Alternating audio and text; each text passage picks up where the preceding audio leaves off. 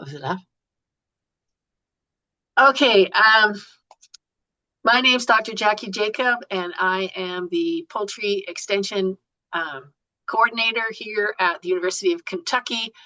And as part of my responsibilities, I coordinate the e-extension community of practice that supports small and backyard poultry owners. And as part of that, we do these monthly webinars. This is the last one for 2025. Currently working on 2026 of January scheduled. If you have any ideas for webinars, please type them in the chat box or email me. So for this last webinar of the year, we have Anne Fanatico. For those who attended last month, she talked about black soldier fly larvae in her sustainable farming methods that she uses at Appalachian State University. And today she's going to be talking about choice feeding as part of a program for sustainable poultry production. All yours, Anne. Oh, I forgot to say, if you have a question at any time, please type it in the Q&A or the chat box. I will be monitoring both. If the question is relevant in terms of clarification of something that Dr. Fanatico is saying at that time, I will pop up and interrupt and ask the clarification. Otherwise, questions will wait till the end. But if you're like me, if you forget, if you don't write it down right away, so feel free to type your questions at any time. As I say, I will be monitoring those. Otherwise, you will not see me, and Dr. Fanatico will be in charge. It's all yours, Anne. Thanks a lot, Jackie. I'm going to go ahead and share my screen here and make this in presentation mode. I think I'm going to make it in presentation mode. Great. Looks good. Okay. I teach at Appalachian State, which is located in western North Carolina in the Blue Ridge Mountains in Boone, North Carolina. And I've taught here for about 15 years in the Department of Sustainable Development. And my research, my area of focus is ecological poultry production, and especially feeding is my interest. And I'm very interested in sustainable agriculture, sustainable development, increasing ecology and well-being of people and of poultry, of chickens. What I want to start out with, and some of this will take us back in time. Some I did research previously. I did my PhD at University of Arkansas. So this presentation will take us back in time to some of that research, and then also to pasture poultry research facility that I've set up in the past here at App State. But hopefully all of this is going to take us into the future. So there are many challenges that we have. I think we all know climate change, hunger, loss of biodiversity, pandemics. These are all things that we're concerned about. And interestingly, sustainable agriculture can help. You know, sometimes agriculture is attributed, 30% of our greenhouse gases are attributed to agriculture. But, doing agriculture sustainably, it can certainly offset that and even help, pull excess carbon dioxide out of the atmosphere. Farming like nature contributes so much to biodiversity and, of course, addressing hunger, producing healthy food. So as we increase ecology in agriculture, I wanted to talk first, before we talk about some of the choice feeding experiments and ways, in my mind, to raise poultry sustainably. I do want to talk first about regenerative cropping, because we often hear about regenerative agriculture. And I think it's good to go ahead and address that. What exactly is it? Well, I think we know that it is building the soil, that you are um, keeping as much of your organic matter in the soil as possible instead of releasing it to the atmosphere. Keeping organic matter in the soil and even keeping water in the soil. That will help hold the water uh, in the soil. But looking beyond just crops, livestock and poultry add a lot of diversity, and that's how nature farms. Nature doesn't farm without animals. So most of us have probably heard people talk about regenerative grazing with ruminants because we know forage plants can capture a lot of solar energy and they, through photosynthesis, and then they also sequester carbon. So that's really, what people are talking about when they talk about regenerative grazing with ruminants, that it can be just a net good. The ruminants, they manage our grasslands. Somebody needs to manage them. We're not going to get out there and mow. So it's important to manage the grasslands of the world in the US. Let's talk today about regenerative feeding. And to me, this is something that monogastrics can really do. Pigs and poultry are excellent at cycling nutrients, and they're so good that I think, this is really what takes us into a, circular regenerative system. Poultry are seed eaters, they're omnivorous, and they eat things that humans do not eat. So that can be crop residues, coal crops, it can be food waste. This is an image that I took in Mexico about 8 years ago, just showing some of the uh, green plants and seeds that were put up for the birds to peck at. But if they have seeds, that birds can get some good concentrated sources. Uh, as we know, monogastrics, they do need concentrated sources of feed, pigs and poultry and humans. It's more the ruminants that can exist, on a forage feed through the fermentation in the rumen. In any case, I think it's important to use local resources to meet local needs as much as possible. And so that can include, a number of things that I've mentioned, crop residues. Of course, grains and pulses are typical feed for poultry, but if we're raising grains and pulses for chickens, for poultry, they need to be raised ecologically. And that does mean reducing tillage as much as possible because that's really what's going to keep the carbon in the soil. So instead of the usual annual cropping and bare ground, here's one way to raise soybeans. And this is an image from the internet. I think almost all of the pictures that I'm going to show, they're my own unless I've noted. And I try to note where I got it from, but honestly, I forgot where I got this from. Um, but there's a number of places that do show how to raise cover crops with your corn, with your soybeans in annual cropping.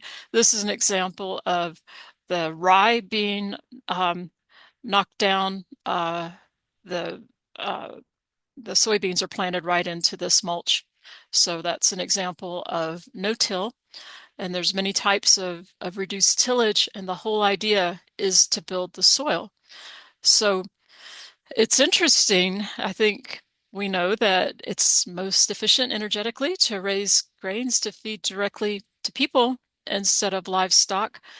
And it's something that we have to think about as our arable land is limited. Here's an image from the internet that just shows which are the countries: US, India, Russia, China, Brazil, Argentina, Canada, Nigeria, Ukraine. These are some of the countries with the most arable land, but we know it's limited increasingly. So even though it really adds to our quality of life and to our diet to have animal-raised products, it's energetically, it's actually more efficient to feed those grains directly to people. So when we're raising grains for livestock, we really need to do it sustainably, if possible. So Sustainable feeds, I think, depends on the site, on the area. Some that I've thought about just recently, well, here in North Carolina, cull sweet potatoes are an example. We see quite a bit of apple pulp from people making cider, and some of this is just in small scale local ag. I mean, you do see a lot of pumpkin, either seeds or pumpkin pulp. Traveling in Mexico a few years ago, someone commented that, the pepita, the seed is harvested from some pumpkins and the pulp is thrown away. And that's really useful for monogastrics, actually, to eat that pulp. What we see, in the US around Halloween is, um, it's really I guess the pulp and the seeds are thrown away. And so that can really be helpful for monogastric feed. That's just an example. And then we know that insects can absolutely transform food waste and turn it into a very high quality protein in the biomass of their bodies.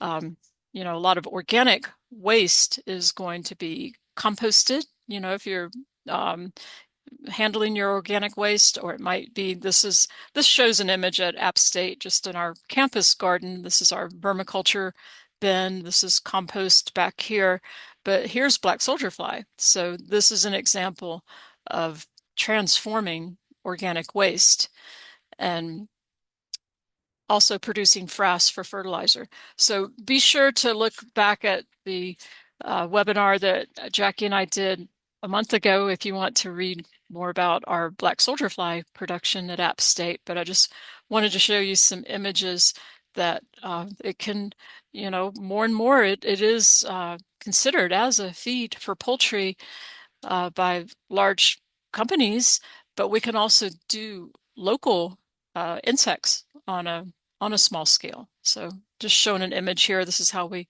cover our bins, and you can actually make insect cages for the adult flies. In terms of feeding poultry, we know that the typical method is a fully formulated diet, and here's, I've just written out for broilers and for turkeys, what the protein and energy requirements are. This is, and I should have marked here in RCS, but up to finishing here, that of course the crude protein is going to go down, but it's very high, of course, for poults, and then it's going to go down as they grow. But another way to offer feeds to poultry is by offering complementary feeds depending on nutritional wisdom, that if the animals have appropriate feeds, they can compose a balanced diet for balancing the macronutrients that they need, energy and protein, and probably other nutrients also. So again, this does take us back in time about, well, before I came to App State. So that's about 16 years ago. I was doing a postdoc with USDA ARS in Fayetteville, Arkansas, with the poultry products unit there. And we used a unit at Savoy, Arkansas, close to the university, for free range. So this is a 100-foot house and has a double monitor roof, but this old house from the 60s, these were air inlets that we converted to pop holes for outdoor access. So we did our research in this building, free range, so you can see natural light and natural ventilation. And it was a sturdy house. It stood up apparently through many tornadoes. Um, Access to the outdoors with forage cover. I think it was probably fescue, but still, rooted all year round, cool season. And then yard enrichments also. The materials and methods that we used for that particular trial was slow growing, naked neck, commercial hybrid. We slaughtered at 83 days, and we had, I think you can tell, we had 20 birds per pen. These were the pens that we used, and our number of replications was 5.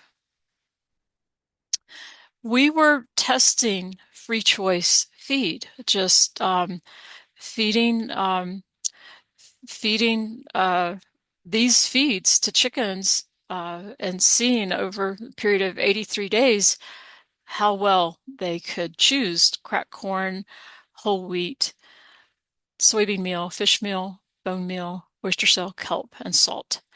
So, this might be called feeding straights is one term I saw used in Europe at one point. You're feeding straight feeds instead of a compounded feed. The formulated feed that we compared it to was corn and soy with fish meal. And then it did have methionine added. And then, of course, it had vitamins and minerals and dicalcium phosphate, salt. And it was a 20% crumble form. And then the birds also had access to pasture forage and grit. But these were the little single feeders that we used for these birds. And we found at from week, well, at the end of their growing period, week 11 to 12, that this is what they chose during that week. That they chose a lot of corn and a lot of whole wheat. They liked the fish meal. They went ahead and ate 7% of fish meal, less soybean meal, and of course, less of these other ingredients. And so when we looked at the nutrient composition of these diets, when we analyzed the diet that they self-selected at 11 to 12 weeks old, this was dry matter ash. It was quite low in protein. Of course, the formulated diet was a 20% diet, but it's interesting that the birds, chose quite a less amount of protein and then quite a lower amount of amino acids. The formulated diet did have DL-methionine added to it, and I think you realize there was no methionine added, crystalline amino acids available. So it was with the self-selected diet because it was just these ingredients. So we did end up seeing a difference with the weight gain, and I'm looking just at the finisher phase here, that with the free choice, there was some difference with the weight gain. The feed efficiency was actually better with the free choice. And this shows that was just the finisher phase. Overall weight gain, there was really no difference between the formulated feed and the free choice feed. There was better carcass yield for the formulated feed, as you see in this image, and the breast yield was better for the formulated feed, probably because there's DL-methionine was available in that diet. One thing that we found interesting was that the distribution of skin color scores, that the free choice, they were much more yellow, the skin, than the formulated. All these birds had access to the outdoors, but I think the free choice were really using the pasture. The free choice birds kind of stripped a lot of their vitamins out of the pasture, is what I think happened. Because you can see the difference in this image of how much more green this treatment was, the formulated treatment. They got their vitamins from a lot of their vitamins from their vitamin mineral mix, but the birds that were on the free choice feed, they kind of had to get it from the forage. So it's just interesting, that you could see that just by looking at the color of the forage. So the impact of free choice feeding compared to formulated was that the overall weight gain was equivalent. The free choice feed efficiency was better. More forage was used by the free choice, and the carcass yield was higher for formulated, and the breast yield was higher for formulated, most likely due to the higher amino acids. But the cost was lower for here's a formulated, the formulated feed. This was the cost of the feed, US dollars. here was the cost of self-selected at 7 weeks, and then here was that later period from 11 to 12 weeks. So that was lower. So it's kind of a complex way to feed if you're giving birds completely free choice. So another way to think about feeding and using some of these alternative ingredients, because that's really what we're trying to do, is use sustainable ingredients, incorporate them into the diet. Another way to do that is a high protein concentrate plus your energy source. So these are old historical feeding methods. You know, that first one, the free choice, is called cafeteria feeding. And this one, second one, is called mash and grain. And I think I first read about these in Morrison's Feeding, you know, that it's from the 1950s. It's just a historical way of feeding and using local ingredients. So what we decided to do this time around was, again, a formulated feed treatment. This is an organic broiler ration. This one was an organic trial, 19% crude protein. So we had corn, roasted soybeans, wheat, alfalfa, fish meal, again, vitamin and mineral, and they used NutriBalancer, um, ground oyster shell. And this was not pelleted. I think that first diet that I told you about, that first trial, was actually crumbles. Here, this was the free choice, or the choice feeding. I'm calling it different than free choice because we made a high protein concentrate and we made cracked corn available to the birds. Um, so there were no synthetic amino acids, but we did give them a little bit of extra fish meal during brooding.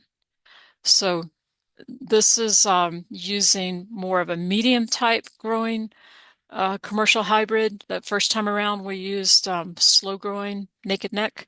This was Freedom Ranger, um, straight run, and we slaughtered at 64 days. And we had 20 birds per pen. Again, we used the same facility, and our number of replications was 4. So this was the choice diet selection at, again, 2 different time periods, at 4 weeks and at 8 weeks. And um, you can see the birds here chose about during the 4 weeks they or at 4 weeks old, for a week, you know, what they chose was about 30% of the high protein concentrate, and then they liked their corn. They ate a lot of corn. Um, as they got older, they actually ate more of the high protein concentrate. You might have expected that to go down because they're not going to require as much protein as they get older, but they actually ate more here and then a little less corn. So,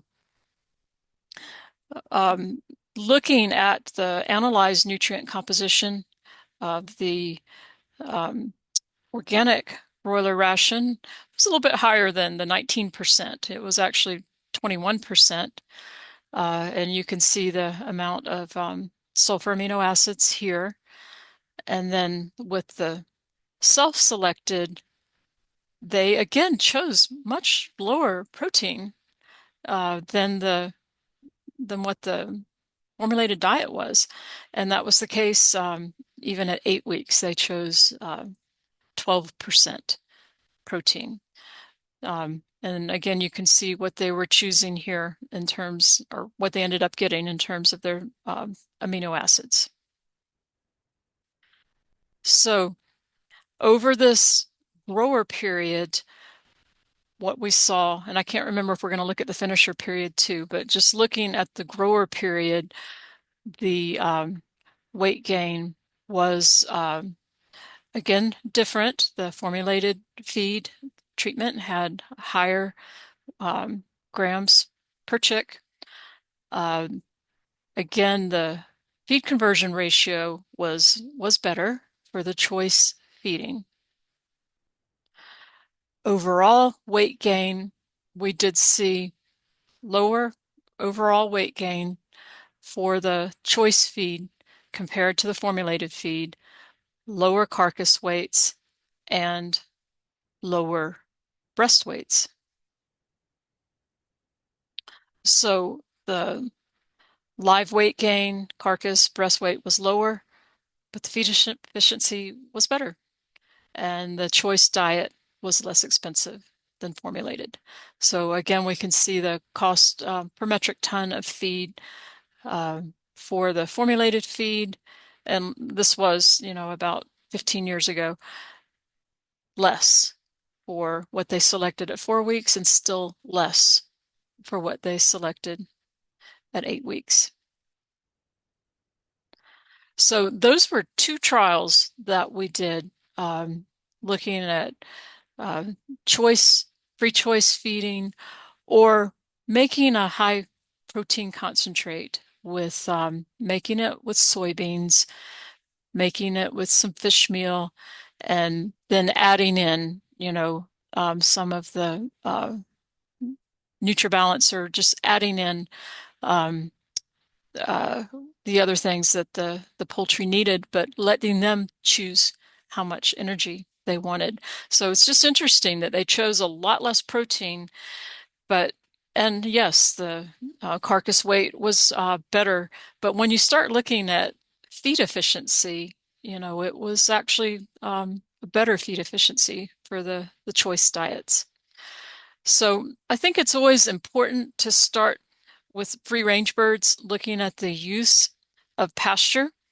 And we did another trial. This was again in Arkansas that looking at enrichments and just trying to maximize the use of the forage plants. And we were working with fescue here, but clover, perennial ryegrass, there are going to be forages that have lower fiber. And you can use enrichments to encourage foraging so that the birds don't always stay right at the popples don't stay right at the entrance to the building. We use these screens, we used covers, and then outdoor feeding and watering and roost to encourage birds to range further from the house. And so the enrichments to encourage foraging, and then the outdoor access, allowing some self-selection of diverse feeds. At App State, when I first arrived, this is what we put together for a pasture poultry research facility. And we use these separate little pens. We had 12 of these, and having 12 allows you to test, up to 3 treatments and still have 4 replications. And they had their own yards. We had all the electric fencing set up. I don't think we electrified all of it, though. Just the perimeter was electrified. And we didn't try to, once we set this up, we didn't try to move the birds. So they, during their grow out period, probably doing like a 8-week grow out. These were probably 8-week birds. Um, they, this stayed in place. We put the birds inside the house at night, but during the day they had access to about 30 square foot per bird. And we tried using these alternative feeding methods, testing some different types of energy. So we tested potato because sometimes people do have cull potatoes that might be a useful crop. So we used this, the mash and grain method, mash and energy. So we used our high protein concentrate. We called it just HPC, high protein concentrate. And we replaced 50% of the corn that they were free choicing. Well, corn in this case, we replaced it with potato flake. This was a cooked, dried potato flake that we bought from the Northeast. And then we were also cooking potatoes. This is steaming potatoes, and we put them in a trough for the birds to make it easier for them to eat. And these are the pens with outdoor access. So the birds could come out to this little screened area, or they could come all the way out. But we did provide feed and water here. Um, And then they had their feed and water inside. And we saw similar weight gains, but there was an increased feed intake of the high protein concentrate. So I think the birds were trying to probably get their energy from the protein. Another trial that we did was using our high protein concentrate plus sweet potato for energy. And there are cull sweet potatoes in North Carolina, largest producer of sweet potatoes in the U.S.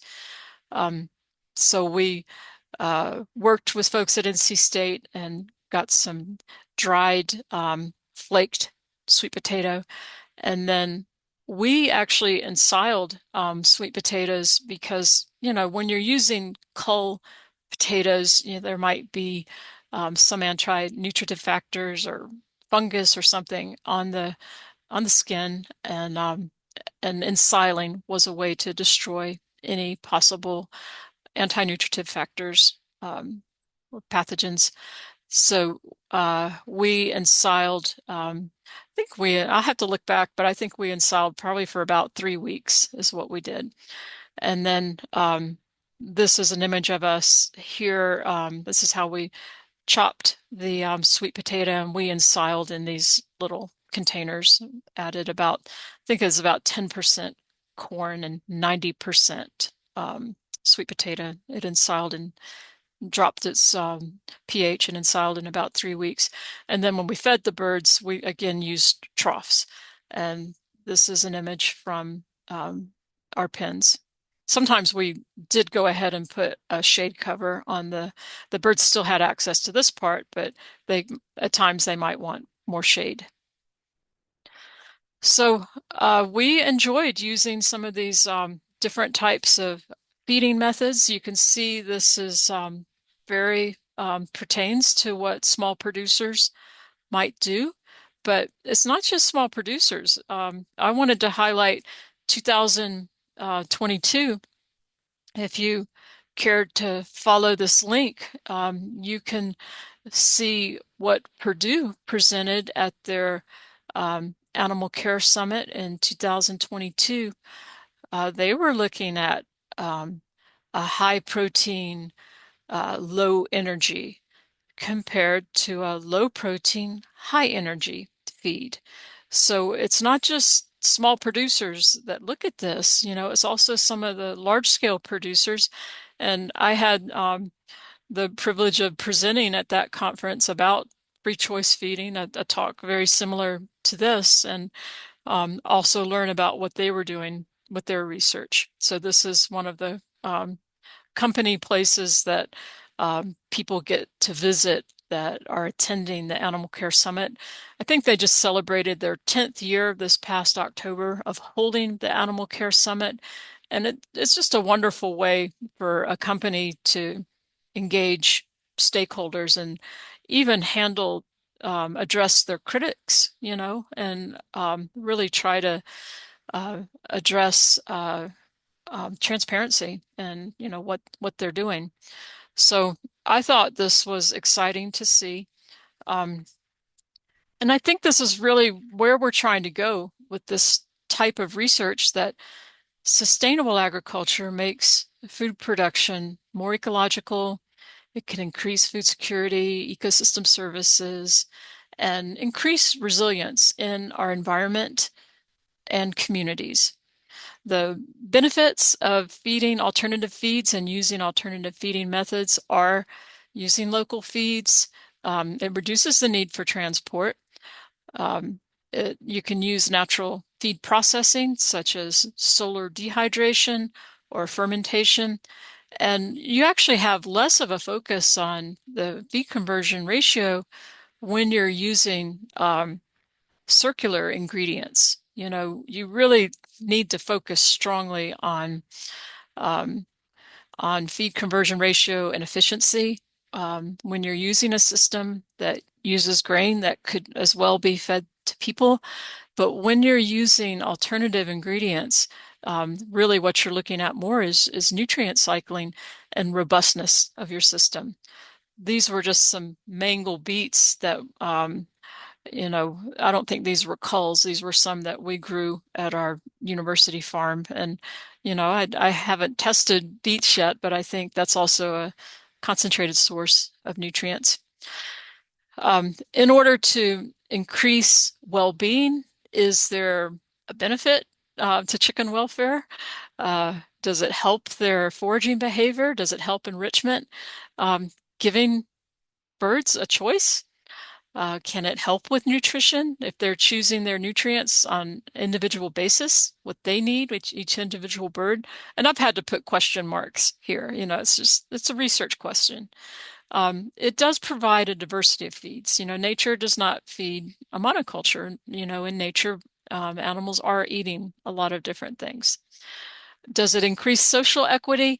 Well, I think, if you're looking at local ag, this can help build community, ecological ag. If we're talking about a larger scale with companies that are producing for cities and, high populations, hopefully we're going to see more shared values, trust and transparency, and even participatory input from stakeholders, customers, not just producers, customers, health professionals.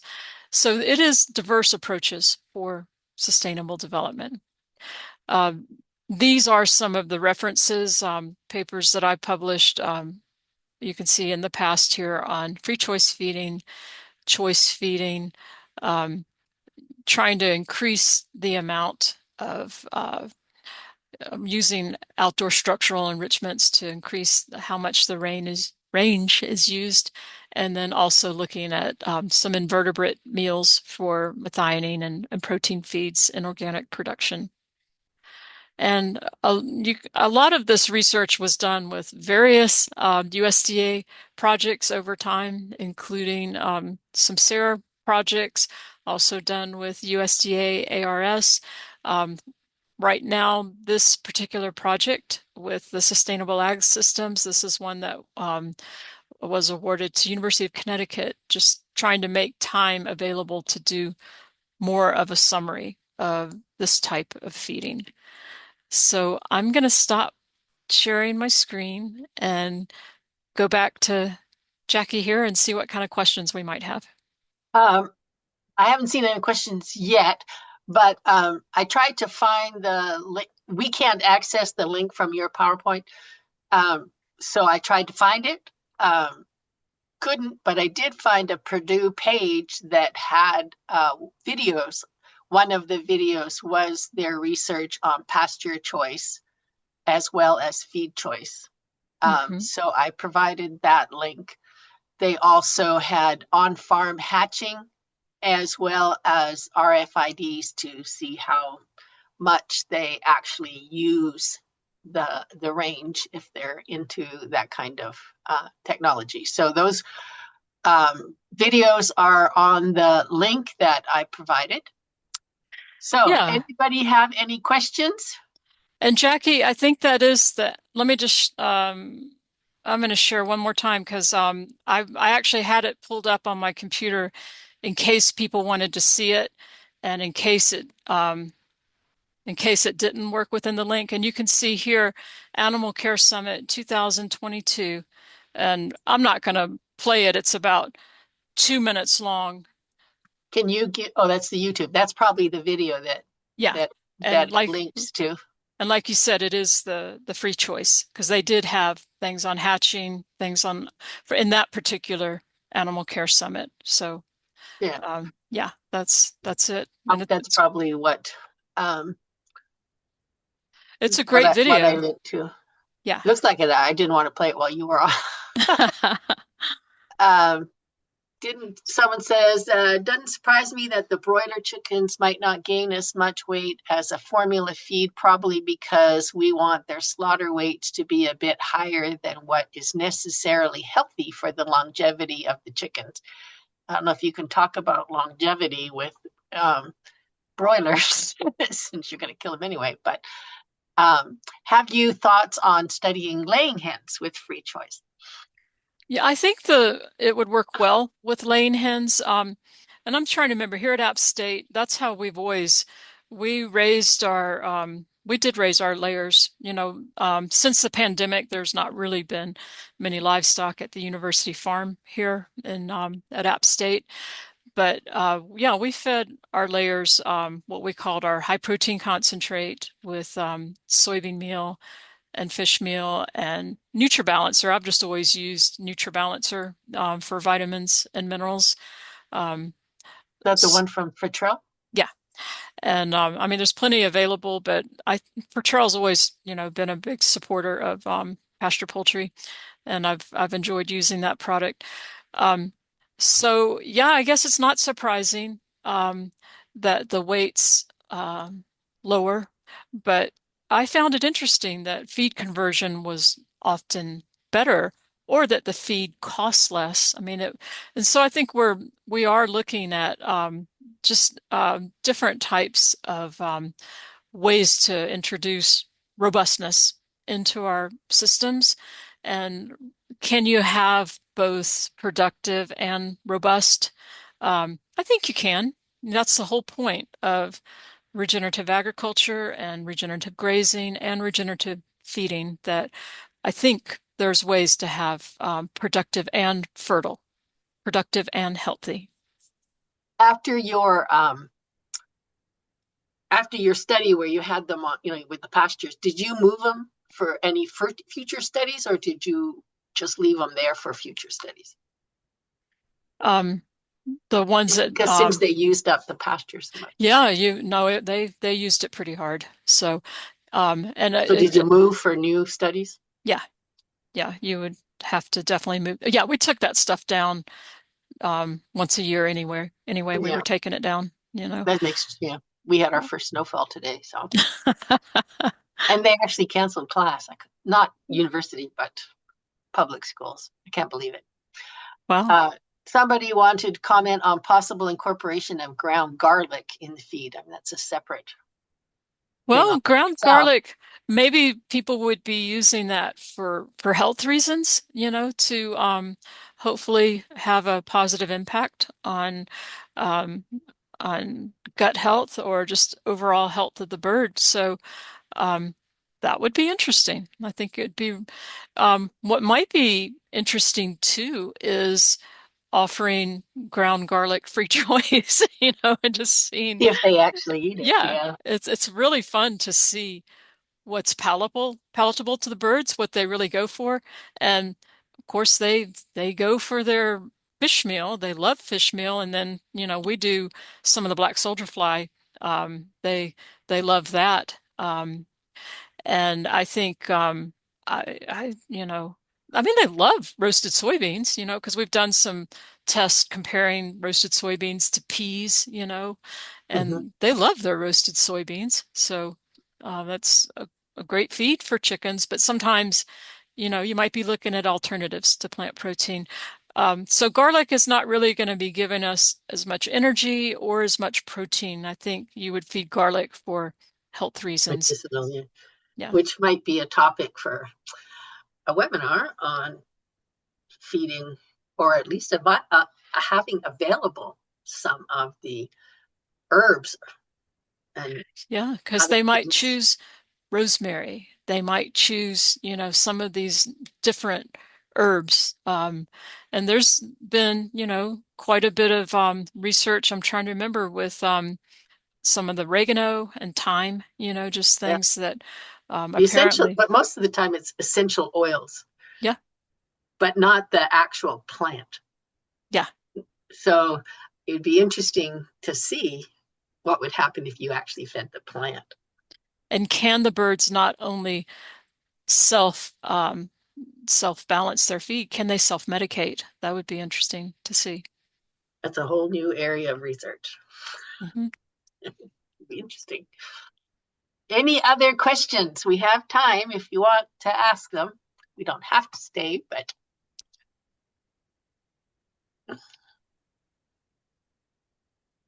I'm not seeing any questions. As I said, this was recorded. It will be up probably tomorrow, because I have to get it from somebody else first, um, on our YouTube channel. And if you're on our Facebook you can access it. Will be posted there as well. Um, it also on our website. Let me re-put the website in for those that came late.